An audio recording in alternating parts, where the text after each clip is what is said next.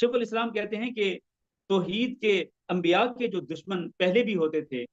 और अंबिया उनसे लड़ाइयाँ भी करते रहे, उनकी तरफ से आने वाली आजमाइश और मुसीबतों को भी बर्दाश्त करते रहे, बिल्कुल हर दौर के अंदर इस तरह होता रहे। हर दौर के अंदर तौहीद के मुखालिफ होंगे, मुवहिदीन के मुखालिफ होंगे, मुवहिदीन के दुश्मन होंगे। आज भी तौहीद के मुखालिफ हैं, मुवहिदीन के दुश्मन मौजूद हैं, और वो बिल्कुल उसी तरह से शुबहात पैदा करते हैं जैसा कि मुशरिकीन मक्का करते थे। और बल्कि शेखुल इस्लाम ये कहते हैं कि ये जो तौहीद के दुश्मन है ना, बाद औक़ात ऐसा भी हो सकता है कि वो बड़े जनाब, बड़े उनके नामों के साथ बड़े टाइटल लगे हुए, फला शेखुल इस्लाम, फला डॉक्टर, और फला इंजीनियर, और फला बड़े बड़े अलकाब, बड़े बड़े टाइटल लोगों को दिए जाएंगे, और उनके पास दुनियावी उलूम भी होंगे, लेकिन वो तौहीद के दुश्मन, उनके पास दुनियावी उलूम होंगे, लेकिन दीन का जो सही इल्म है कुरान और हदीस की रोशनी में, वो उससे आरी और उससे नंगे होंगे, उससे खाली होंगे। और ये एक अल्लाह ताला का दस्तूर चला रहा है। अल्लाह ने फरमाया फलम्मा जाअतहुम रुसुलुहुम बिल बय्यिनात फरिहू बिमा इंदहुम मिनल इल्म।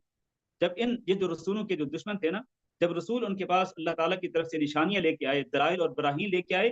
तो वो बस उसी चीज पे खुश हो गए जो उनके पास इल्म था, बस उसी इल्म पे खुश हो गए। आज भी यकीन माने, इस आयत को अगर हम आज के दौर पे फिट करें, तो इस आयत का मिस्दाक वो लोग नजर आते हैं कि जब आप उनके सामने तौहीद की बातें करते हैं, तौहीद के दलाइल और बराहीन जिक्र करते हैं कुरान और हदीस की रोशनी में, तो आगे से उनके पास जो इल्म है, जो ज्यादा दुनियावी इल्म होता है, और जिसकी बिना पर उनके उनके पास लफाजी होती है, वो जनाब उनके पास अल्फाज का जखीरा होता है, वो रवानी के साथ बात करते चले जाते हैं, और उर्दू में, इंग्लिश में वो बात करने का उनको सलीका आता है, तो वो क्या करते हैं, अपनी इसी चरब लिसानी के अंदर वो लोगों को धोखा देने में कामयाब हो जाते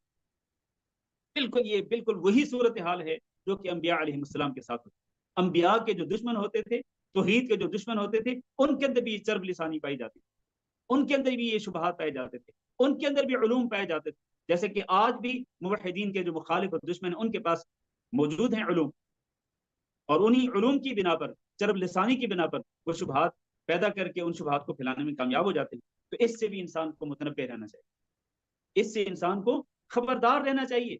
कि धोखे में नहीं आना आपने।